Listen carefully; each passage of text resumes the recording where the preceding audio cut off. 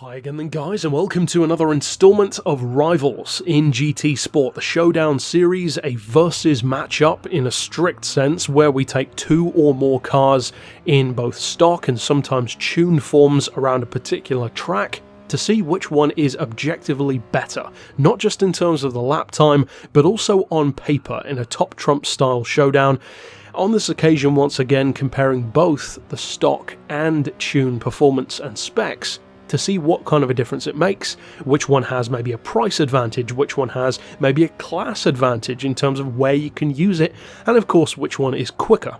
And for those who are unfamiliar with the series, we will first of all break down each of the two cars on their own, and then get to handing out points later on in the video. So first of all then, let's discuss the cars in question. We have two cars that are at least as iconic as each other for different reasons. The F50 is one of the very few Ferrari road cars, or even road cars in general, to have a formula-derived engine. It's an absolute brute for it. It's a screamer, it's known for that, and it's got arguably at least the second most iconic rear wing of any Ferrari. Some might even argue the most iconic rear wing, from a company who was kind of known for that with this and the F40. On the other hand though, you have said F40, a champion of turbo-aspirated Ferraris, the last car that Enzo Ferrari had a hand in himself, and you could strongly argue the most iconic Ferrari road car ever built. Quite possibly. I know that many people would say that, and many people would consider it to be their favourite Ferrari as well. Now for me personally, to put my cards on the table, I definitely prefer the F50 of the two, from a design point of view and from a performance point of view. However, that's a slightly controversial take to have from what I've heard and seen, but with my personal opinion to one side, that doesn't change the numbers, and it doesn't change the lap times. So first of all, let's look at said F50 to see how they match up. Well, the F50 is, I would argue, even more brutal than the F40 is, even though I would probably give the edge on being hardcore to the F40, because those are two very different things. You could have something like a Gump Apollo, which is brutal, but it's not necessarily as hardcore as something like an Ascari A10.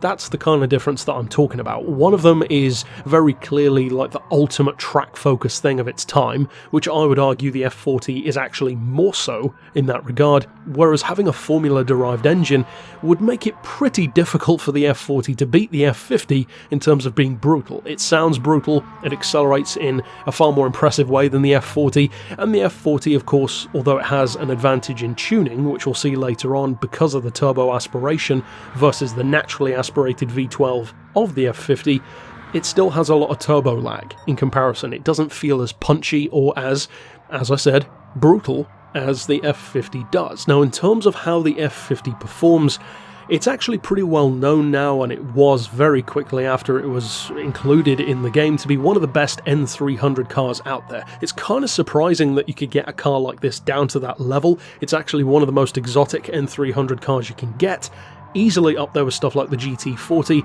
and although both of these cars are known for being, let's say, a little bit temperamental without the right tuning, what I've done is I've tuned them both to the peak of N500, which in both cases is 537 horsepower. I've also dropped both of them to 1100 kilos, which in the case of the F40 is the stock weight, and in the case of the F50, the closest you can get is 1107 to being on the dot.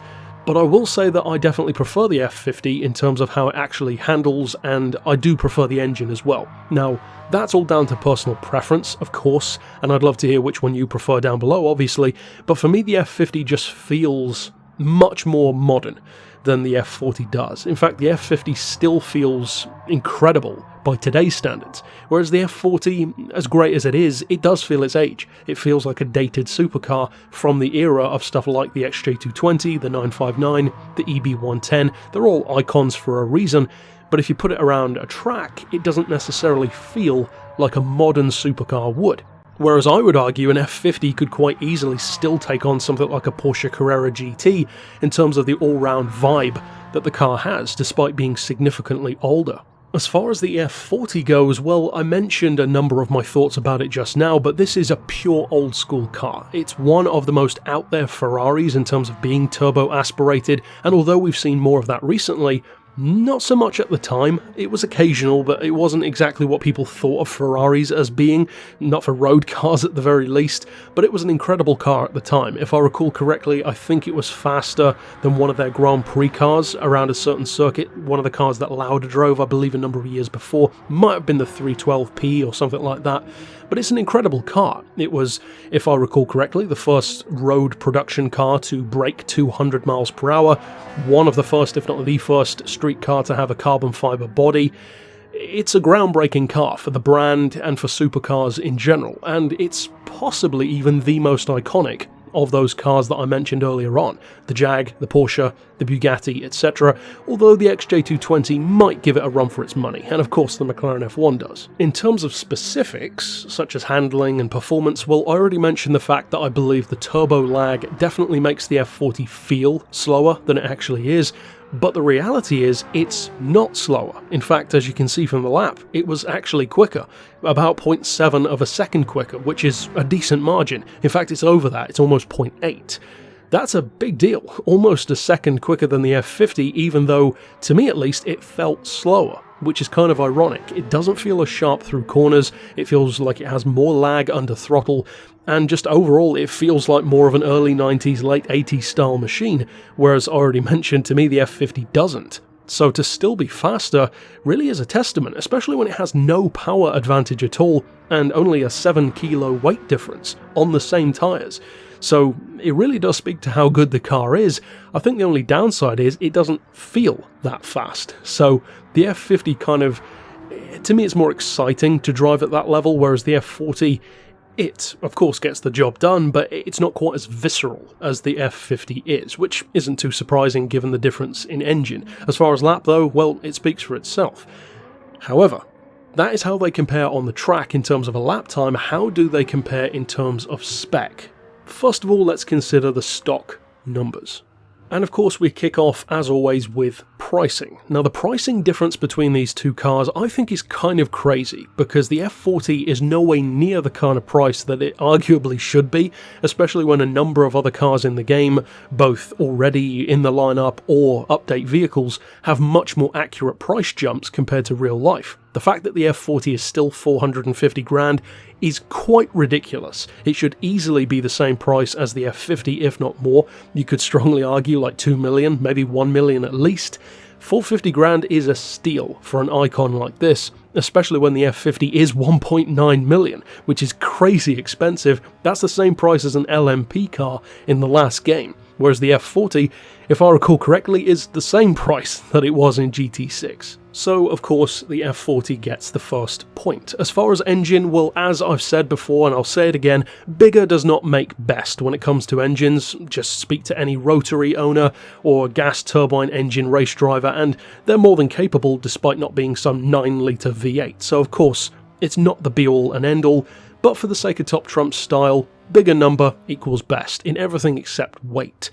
So, the point there goes to the F50. Neither of them have particularly big engines, 3-litre or technically 2.9 for the F40, 4.7 for the F50, but it's enough to give the F50 a point. As far as power goes, well, once again, they're not too far off.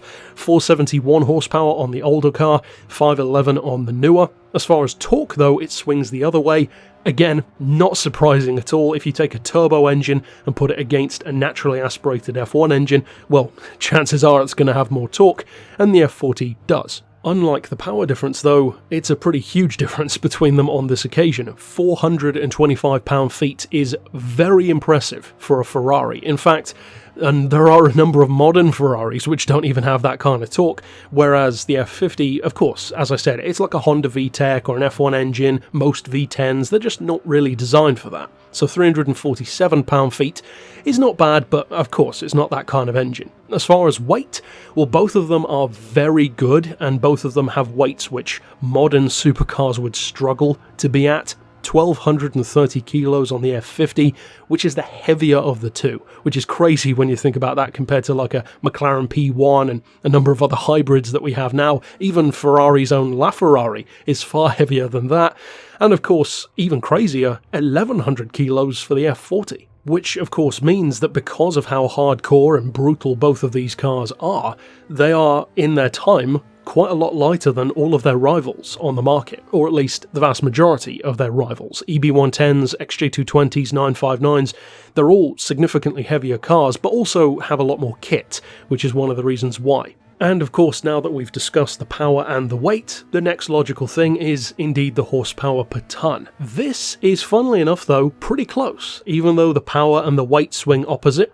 The F50 being more powerful, the F40 being lighter, it actually still goes in favour of the F40 because it is so much lighter. 130 kilos is a massive difference, and it gives it the edge. 428 horsepower per tonne to the 415, which is still very good on the F50. In fact, both of these cars have very impressive power-to-weight ratios. In comparison, a Veyron with 1,000 horsepower has, 530 horsepower per tonne or thereabouts, because of course it weighs a lot more, but when you think of how fast that is and how much newer it is, these have a really good power-to-weight ratio. And lastly, we have the very interesting category that some people might overlook, but I consider it to be a very important one, and that is what I call lower mobility. What is the lowest class that you can take this car to with tuning? Because that can often be the kind of scenario where a vehicle like a super sports car or a supercar can be deceptively good and kind of OP, kind of Porsche GT3 style.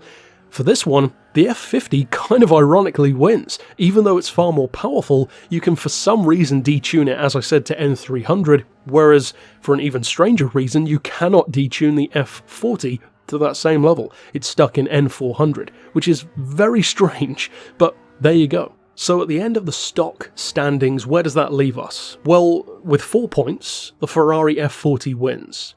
But the F50 still has 3 points, so that's a pretty close match. In fact, it's as close as you'd want it to be. And when you combine that with the fact that the F40 was also quicker, that's actually a very rare occasion in Rivals where a car has more points and is also quicker. Many of you who have stuck around with this series for a long time know that that very rarely happens. It's usually the exact opposite.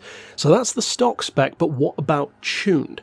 Well, of course we can skip the price because that's exactly the same. The points don't matter there. As far as the power though, well, it jumps completely the opposite way, because for whatever reason they chose to essentially cap the F50 at around 640 horsepower. Of course it's still naturally aspirated, which is a good amount of power for that engine, but the turbo advantage of the F40 really does give it all the advantage it needs. 735 horsepower, almost a full 100 more.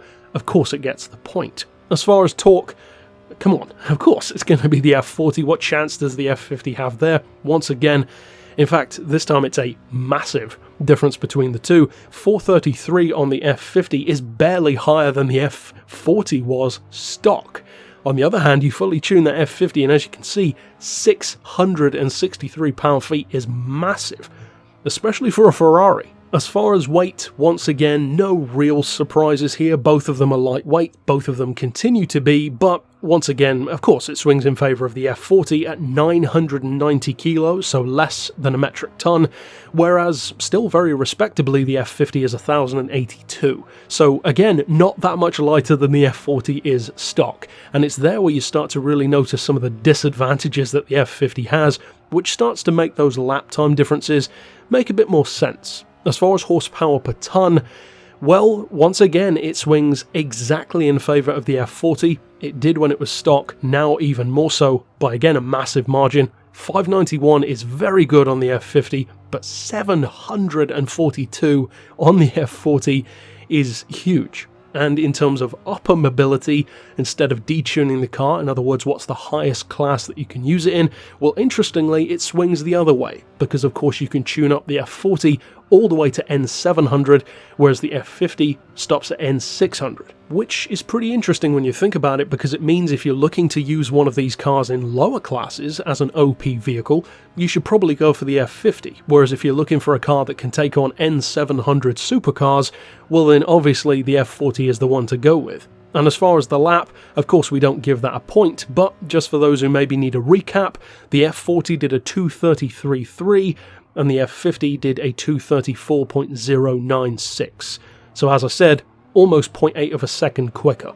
Pretty big margin between these siblings, especially when it's the older one that's still faster. And finally, as far as those points go, well, it's crazy because it's a sweep. For the F40, it gets 5 points. In other words, every category. to 0 for the F50. So overall, if you tally up all the points for stock and tuned, that means that the F40 comes in with 9 points to the 3 points of the Ferrari F50. Once again, both stock and tuned, it's one of the very, very rare occasions where the car that was faster on the track also dominates on paper. Very interesting to see. Personally, I still prefer the F50, but what a great matchup they turn out to be against each other. A pure clash of old school turbo-aspirated, almost like Group B monster for the road, meets really an F1 car for the street. And ultimately, it was the latter that Ferrari ended up taking in more of an evolutionary way into their modern cars, because there's certainly a lot more in common between a LaFerrari or an Enzo with an F50 than there is with an F40. Whereas the F40 more looked to the past, the F50 looked to the future. But that's it overall for this showdown. Of course, I will see you guys next time, and for now, as always, thanks for watching.